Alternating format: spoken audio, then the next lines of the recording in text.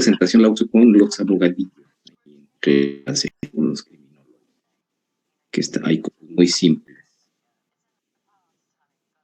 ¿Me oyen bien? ¿Sí me escuchan? Sí, doctor. Bueno, porque veo que mi pantalla se trabó. Déjenme.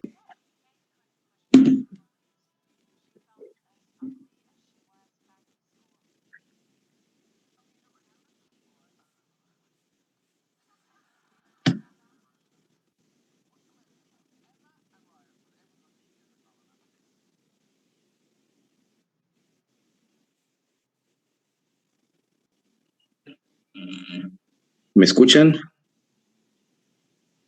Sí, doctor, sí lo escucho. Ok.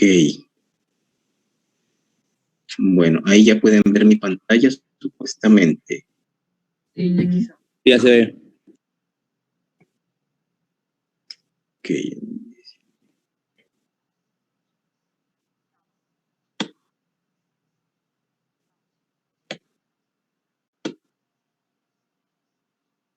Veamos.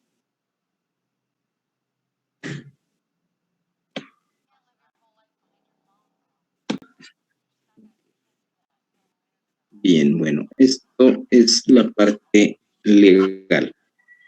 Bien, igual señálenme si se entrecorta, porque esto está tardando. Las lesiones por sí solas pueden constituir un delito. Lesionar a alguien dolosa o culposamente puede juzgarse de delito, o bien las lesiones ser parte de otros delitos, como lo puede ser el secuestro, el robo, la violación o delitos contra la salud, que ya vimos, ¿verdad? Muchas cosas se agravan si las cometemos con violencia, y la violencia va a ser pues demostrada porque lesionaron a la víctima, ¿sale? Pero pues obviamente no va a ser lo mismo, no va a ser lo mismo un disparo en la cabeza que un rasguño en la mano o ese mismo rasguño en la cara, ¿verdad? Ahora, pues el policía, ni el Ministerio Público, ni el juez son médicos. Por eso es la importancia de tener un médico legista que nos pueda valorar el daño y las potenciales complicaciones que esa lesión pueda tener.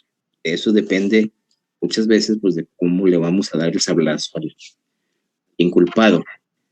Bien, entonces, ¿qué es lo que se investiga en este delito de las lesiones? Bueno, lo que importa son estos detalles. La temporalidad, o sea, fueron hechas cuando se dice la lesión, nos da alguna idea de cuándo fue hecha. Ya vimos por ahí ejemplos de cómo se podía saber hasta cierto punto. Cuándo fueron hechas. Acuérdense que la gente miente. Si en el hospital mienten, en las cuestiones de justicia van a mentir más. Ver si el objeto que se usó coincide, pero también sería objeto de esto. Ver si la lesión, ustedes ya vieron que las lesiones nos van a decir con qué fueron hechas o en qué circunstancias, entonces también. El tipo de trauma, cómo fue, coinciden con la forma en que se dice, la posición, el ángulo, la fuerza, etcétera, bla, bla, bla. Todo esto que vieron ahí es, digamos, después de que la lesión ocurrió, es a posteriori de la lesión, y lo vamos a saber viéndola. Pero también tenemos que determinar cosas de esa lesión a futuro. ¿Cuáles? ¿Cuánto va a tardar en sanar? ¿Qué tan grave es? Las potenciales secuelas o si empeora alguna condición que ya existía en esa persona. Eso es lo que le interesa a la ley. Generalmente los últimos de la sanación en delante se usan para clasificar la lesión. Por el tiempo, normalmente se manejan estos puntos de corte. Antes la ley manejaba los códigos penales antiguos, todavía en países poco desarrollados. Hablan de heridas levísimas, leves, leves a graves, graves, muy graves. Pero la pregunta es, por ejemplo, ¿hasta dónde es levísimo y hasta dónde es leve? ¿Alguna idea?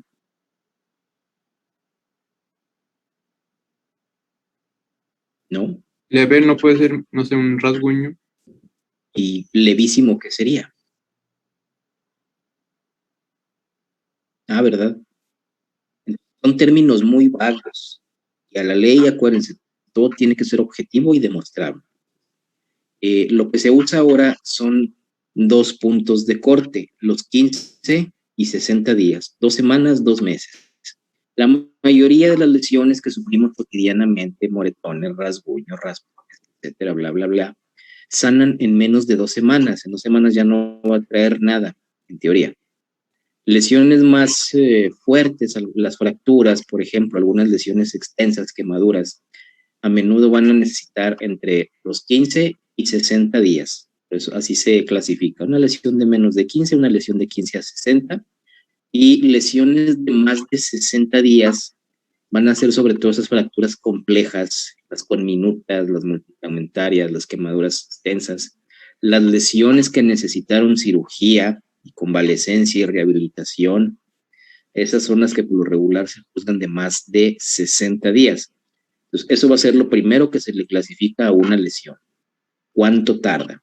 Menos de 15, 15, 60, más de 60.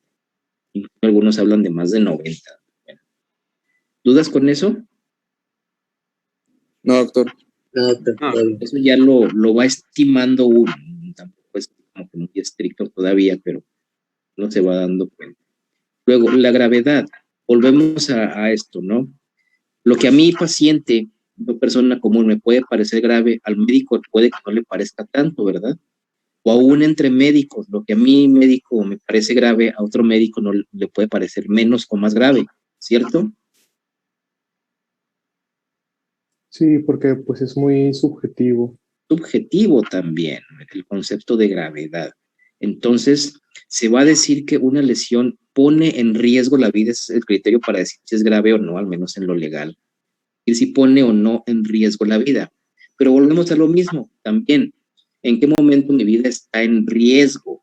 Los tratadistas de estos rollos de lo legal dicen que debe ser un riesgo real para decir que su vida sí estuvo en riesgo. Imagínense, también es una cuestión subjetiva. Llega un fulano y me pone una pistola en la cabeza para amenazarme, que me va a robar. ¿Mi vida está en riesgo? Sí. En teoría sí, porque es lo que yo siento, ¿verdad? Pero ¿y si la pistola es de juguete? ¿En qué momento estuvo mi vida en riesgo? Objetivamente hablando. No, pues nunca. Nunca, ¿verdad? O sea, sigue siendo una cuestión de percepción. Me disparan en un brazo en que yo digo, pues sí, es que me quería matar, ¿verdad? Yo sentí que mi vida estuvo en riesgo, pero esa lesión me va a matar. En el brazo, No. ¿no? Tiene que ser igual, un riesgo real y objetivo. Y en el caso de la medicina y las lesiones, se va a entender que la vida está en riesgo cuando ocurra alguna de las 4 cosas que ven ahí. La primera y más obvia, le pega o lesiona directamente a un órgano vital. Entiéndase, órganos que si dejan de funcionar, nos morimos. ¿Y van a ser cuáles? Corazón, Corazón, Cerebro. cerebro, pulmones, pulmones. Esos 3. Ojo, los riñones no, porque aunque nos dejen de funcionar, podemos vivir todavía cierto tiempo.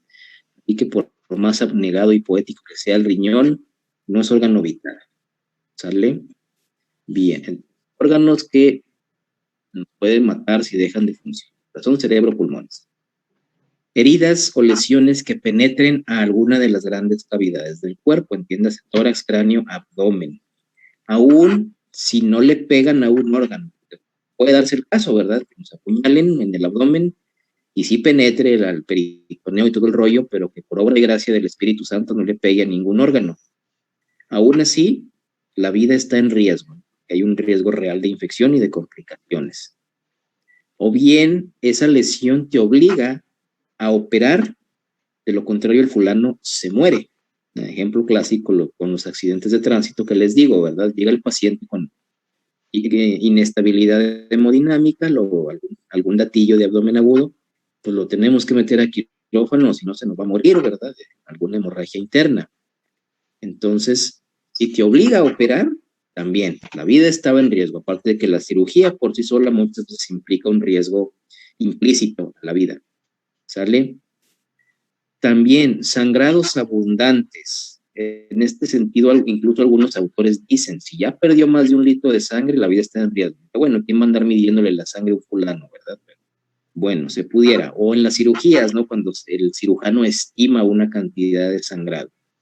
pero aquí entrarían las clásicas lesiones en el cuello, las lesiones en la axila y en la ingle, que sí le peguen ahí al vaso y hay un sangradero, ¿no? El caso clásico del trauma por asta de toro, le da la ingle, corta la arteria y pues hay un chorreadero. Entonces una lesión que aunque no le pega un órgano vital ni penetra cavidades, se puede morir desangrado, ¿no? Por hipovolemia. ¿Vale? Y cuando estas lesiones empeoren condiciones preexistentes en esa persona, que esto ya sí lo haga que pues tenga un riesgo real de morirse. Ejemplo, pues aunque el riñón no sea un órgano vital, pero imagínense a un paciente con enfermedad renal crónica, un diabético que ya incluso está a nada de irse a la diálisis, lo apuñalamos en el riñón, ¿estará en riesgo de morirse? Sí. Así, ¿verdad? Como si cambia la cosa, porque ahora sí le falla el riñón y hay un riesgo real y demostrable a su vida. Se lo acabamos de amolar.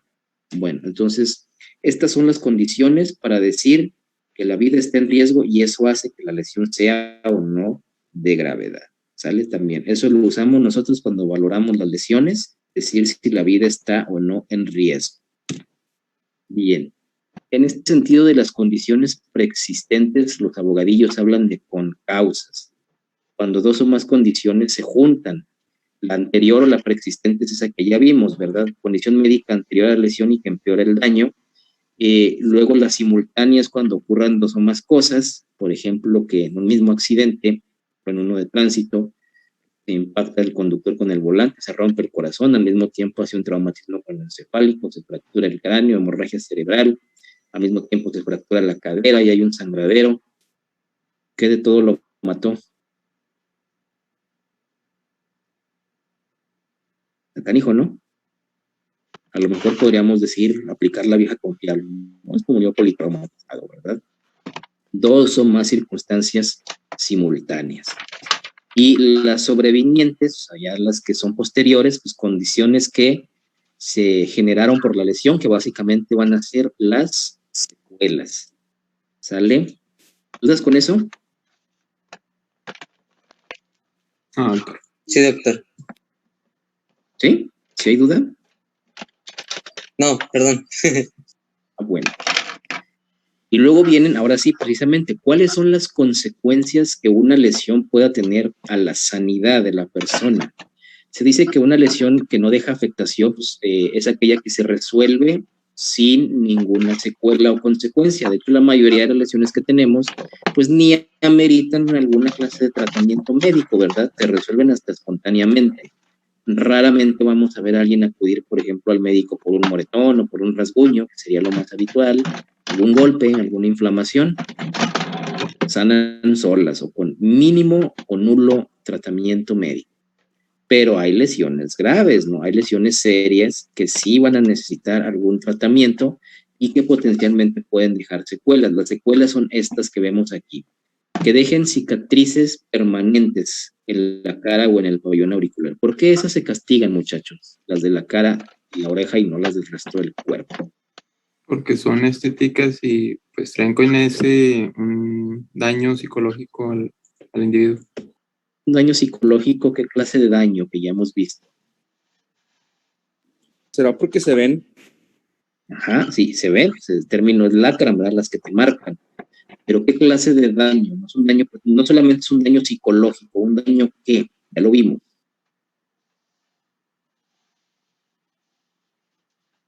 Un daño moral, ¿se acuerdan? Sí, doctor. Pues este es un daño moral porque afecta mi imagen, mi percepción, la percepción que tienen los demás de mí, mi autoestima, que se yo imaginen si ando por ahí sin una oreja, con una cicatriz horrorosa en la cara, en fin, alguna deformidad.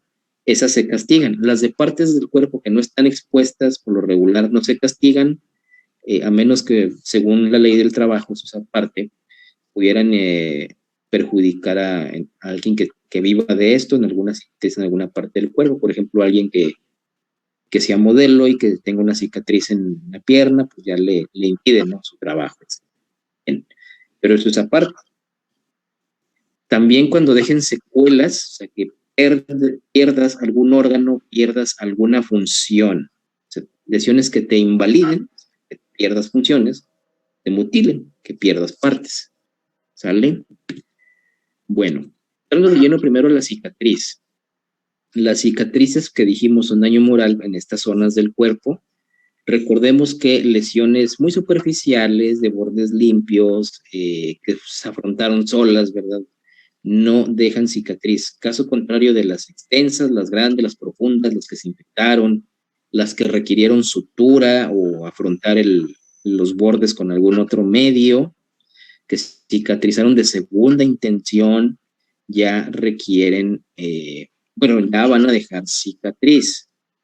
¿Sale?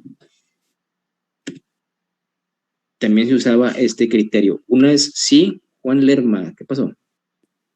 Doctor, por ejemplo, yo hace mucho tiempo tuve un incidente donde me quebraron un vaso en la oreja. Tuve 16 puntadas. En este caso, ¿entraría de esa manera? Así es. No fue incidente, es accidente o ya fue algo violento. Ya luego veremos esta diferencia después. Bien. Y claro que sí, es cicatriz en el pabellón auricular. Inclusive algunos autores, algunos códigos de otros países hablan de si deja fealdad. Así dicen, bueno, pues, ¿qué es feo, no? También para empezar, ¿no? Es un concepto muy relativo. Bien. También se hablaba de que si la cicatriz, bueno, que es permanente por definición, si la cicatriz era notable, y antes ya no se usa esto, se los adelanto, pero antes se solía decir, o algunos países todavía menos adelantados decían, bueno, si el juez puede ver la cicatriz a 5 metros, pues cuenta como una cicatriz. Parte de permanente es notable o deja fealdad. ¿Sale? En cuanto a las secuelas, pues cualquier daño, el daño tiene que ser permanente, resultado de esa lesión, de ese traumatismo, y del cual ya no hay posibilidades de tratamiento. Ya agotamos todo el tratamiento para esa lesión. Una quemadura, quedó una cicatriz fea, pero ya sanó la quemadura. Eso ya es una secuela, ¿verdad? Quedó con alguna cicatriz retráctil o una persona que se fracturó y tuvo una lesión articular, lo operamos y todo el rollo. Lo siguiente es mandarlo a rehabilitación. Ya acabó la rehabilitación, ya agotó todas las opciones y aún así quedó con alguna rigidez, con alguna artrodesis o algo por el estilo. Ya se cuenta como secuela. ¿Sale? ¿Queda claro eso? Sí, doctor. Muy bien.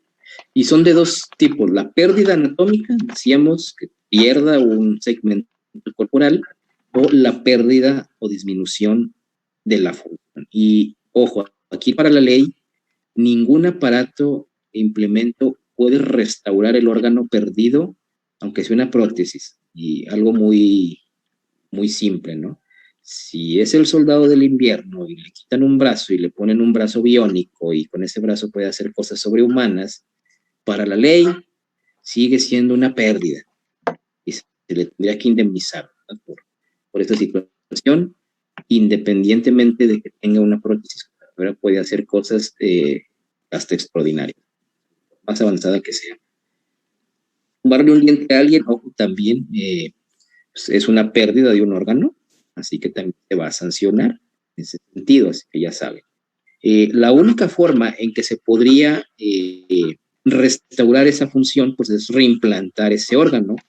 Por ejemplo, no sé, que en ese momento le den a alguien un machetazo en una mano y resulta que está a metros del hospital y que está de turno el cirujano de mano, como para que llegue y de inmediato en el transcurso de horas lo metan y le reimplanten la mano.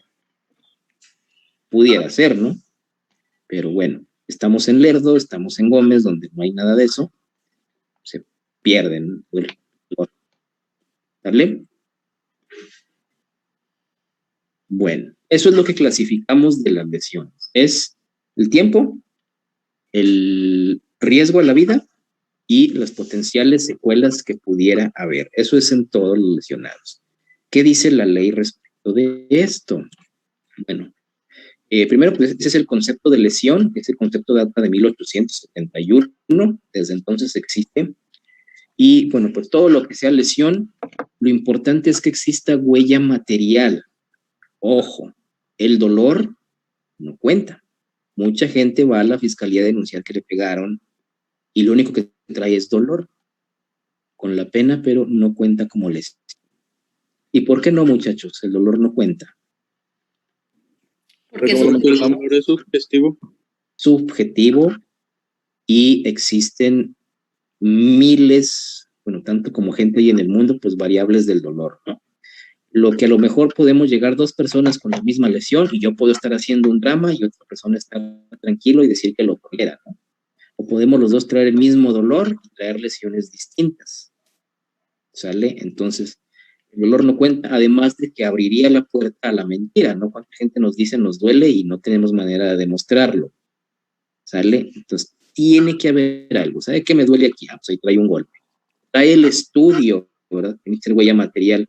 Trae la radiografía donde está la fractura. Trae el examen de gabinete, de laboratorio que nos demuestra. ¿Sale?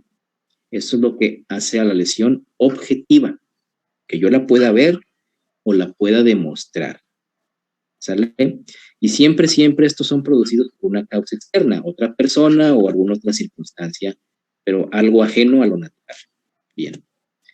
Esto es lo que marca la ley en cuanto a castigos. Bueno, esta es la ley federal, obviamente los estados tienen las suyas y pues, las sanciones varían, o sea, no hagan caso tanto de lo que dice de años y multas, pero pues vean que si la lesión es de estas lesiones, pues digamos leves, ¿verdad? No, la vida no está en riesgo, menos de 15 días, le ponen una cierta cantidad de multa, de cárcel o a criterio del juez, o bien, al menos en los estados, existe la llamada justicia restaurativa, ¿no? Que las dos personas se arreglen ahí en frente del Ministerio Público y llegar a algún acuerdo, que es lo para estas lesiones mínimas.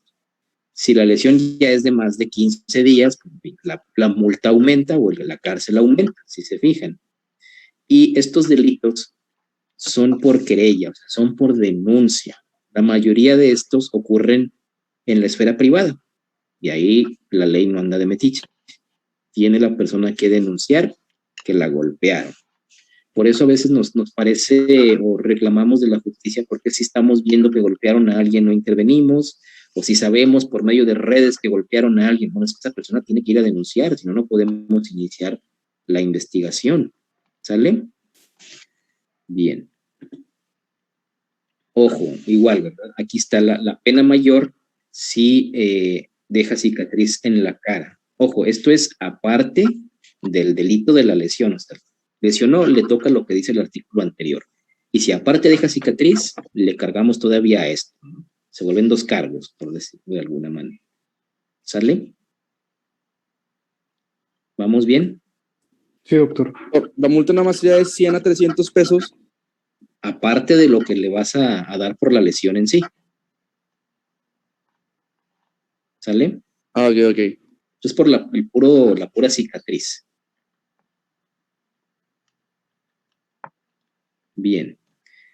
Igual, ¿verdad? Digo, acuérdense de todos que las multas cambian. Ya no se manejan en pesos, se manejan en unidades de medida y actualización. No me acuerdo cuánto. Pero igual, ¿verdad? Una pena más grande, una multa más grande, aquel que lesione a alguien que le disminuya alguna de las funciones, que debilite alguna extremidad o que le impida el uso adecuado de la palabra, de alguna función mental, pues ya tiene una pena ahí, debemos de varios años. Y disminuye. Por el contrario, si la lesión es la pérdida completa de esa función o de esa parte, la multa y la cárcel son más grandes, ¿sí? Aumentan.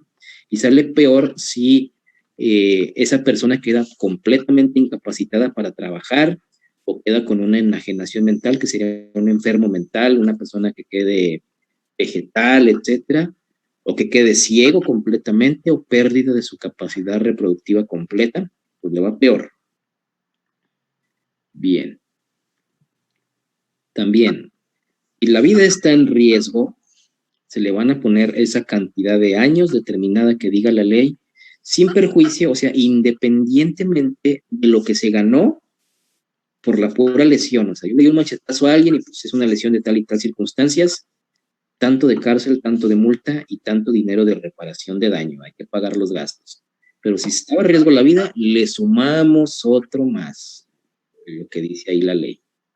Se fijan cómo le vamos poniendo clavos al ataúd al agresor, ¿verdad? A cada cosa que le...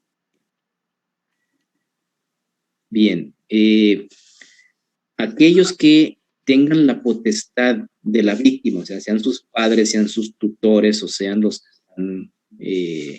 que tengan la responsabilidad de su cuidado, un médico, un maestro que cuidan personas, niños, pacientes, aparte de las multas, le van a quitar sus derechos que tenía por esa relación.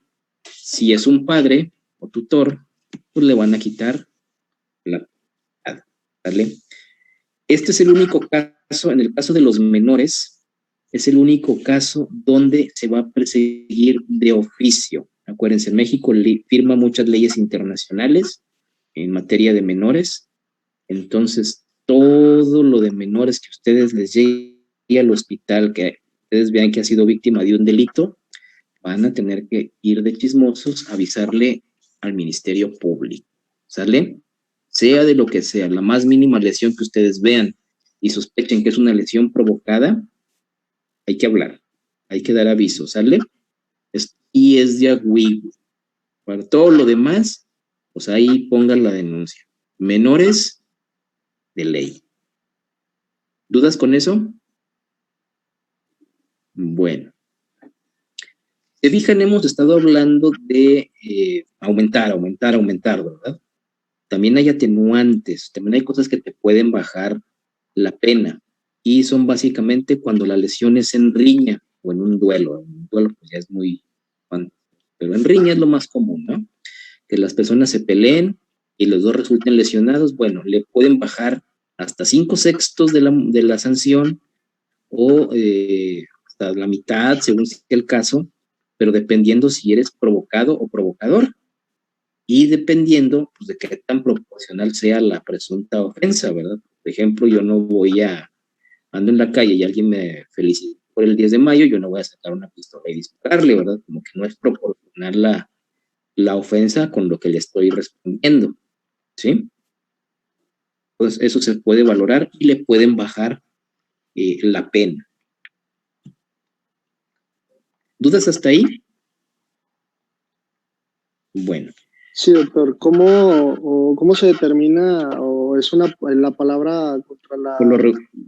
Por lo regular es la palabra de uno contra la del otro. Ok. Sí, eso es y ahí es donde entra la labia de los abogados, qué tan buen abogado traigas y todo el rollo, qué tan bueno es para alegar, en fin, y qué tan bueno es para interrogar. Gracias, bien. Doctor. O para convencer al juez, que de eso se trata un juicio, ¿verdad? Venderle nuestra versión al juez. Bien, al responsable de una lesión calificada, entiéndase lesión calificada en 4 palabras que ustedes han escuchado y que se oyen bien rimbombantes cuando alguien las dice. Premeditación, ¿qué más? Alevosía, ventaja y traición. Premeditación es porque planeé, ¿verdad? Tuve el tiempo de contemplar lo que iba a hacer y las consecuencias que iba a generar.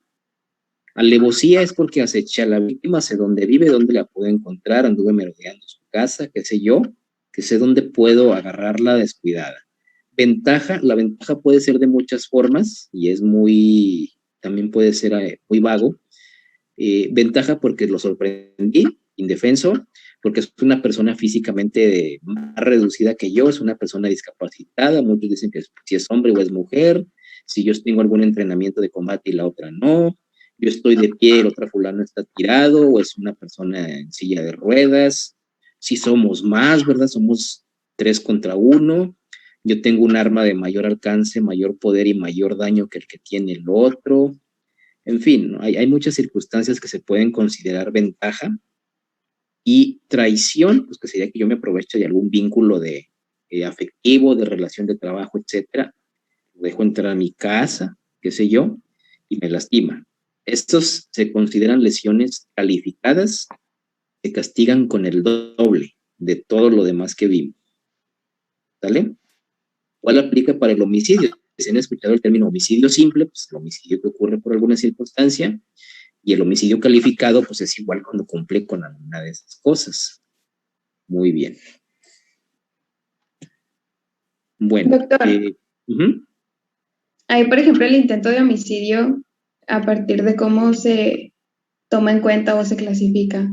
Bueno, el homicidio en grado de tentativa o tentativa de homicidio, por lo regular es si la lesión pone en riesgo la vida y que se demuestre que la persona pues sí tenía la intención de matar, que también es lo mismo, ¿verdad? También muchas veces depende de los testigos y de la labia que tenga el testigo, el abogado y todo, ¿no? ¿Cómo demuestras la intención de la gente? Está canijo, ¿no? Sí. Objetivamente no lo puedes demostrar y siempre va a ser la palabra de uno contra la de otro.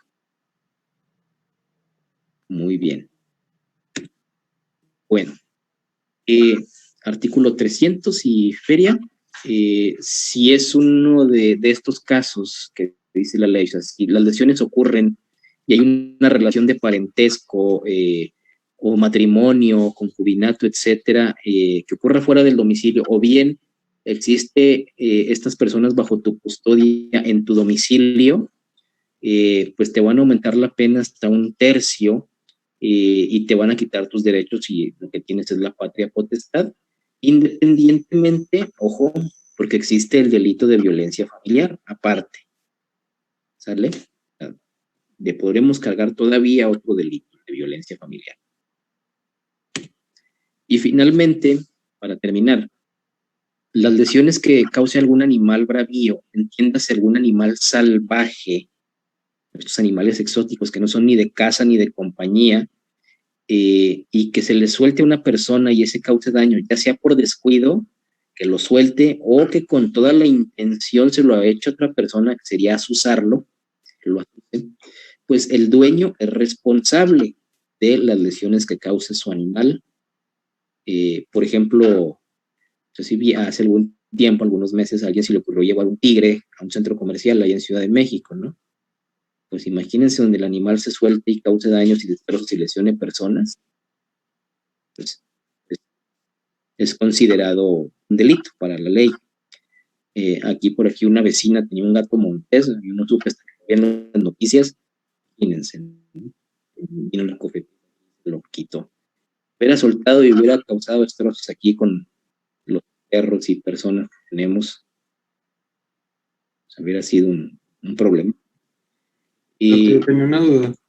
Por ejemplo, en el caso del zoológico, se demanda al ahí sería la institución, o si alguien lo soltó con toda la intención, ¿verdad? Alguno de los cuidadores lo soltó, se le descuidó, pero si es por algún fallo del mantenimiento, etcétera, le va a la institución. Muy bien. Doctor, ¿y un perro no entra ya en eso? Hay controversia con los perros, específicamente con los perros que han sido entrenados para caza o para defensa, porque dicen, bueno, por ejemplo, el caso clásico de los pitbulls, que dicen es que pues en sí es un animal doméstico y los animales domésticos, si bien no entran como delito, muchachos, o sea, no es de cárcel, pero si tienes un perro, la ley civil, acuérdense que esta es la ley penal, la ley civil también dice que cualquier animal doméstico que lesione a alguien, tú debes de pagar los daños. Ya no sería de cárcel, no sería delito, pero sí tienes que hacerte responsable de, ¿sale? La controversia está con estos perros porque algunos lo consideran bravío y otros no, entonces también es como que es bravío, ¿verdad? Es volver a lo mismo, definir esa palabra. ¿Sale? Muy bien. Bueno, ¿alguna duda que tengan de este tema? ¿Esto fue todo? Yo, doctor. ¿Mm? Si las lesiones se hacen en defensa propia, ¿tienen alguna consecuencia? Ojo, ¿sabes que mejor regresamos? Porque la defensa propia nos puede llevar a muchas situaciones. Salimos y regresamos, por favor.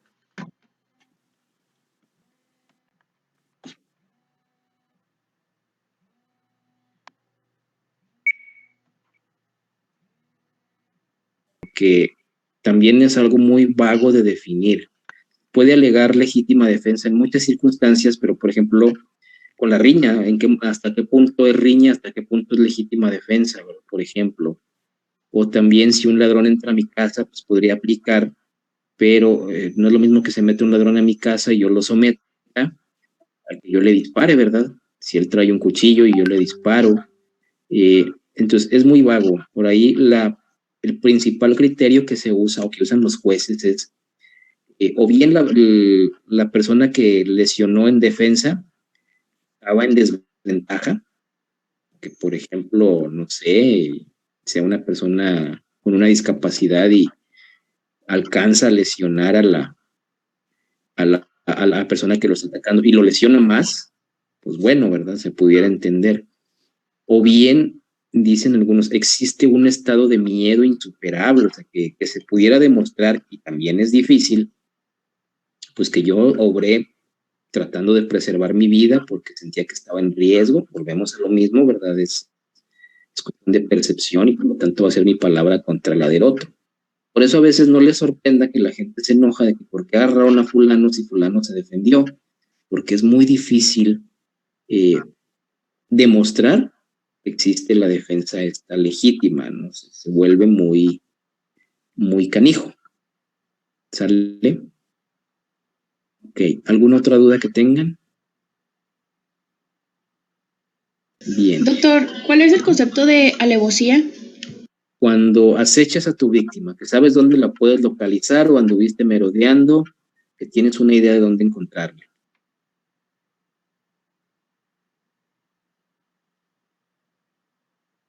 ¿Sí? Bueno, creo que ya la perdimos. ¿Una otra?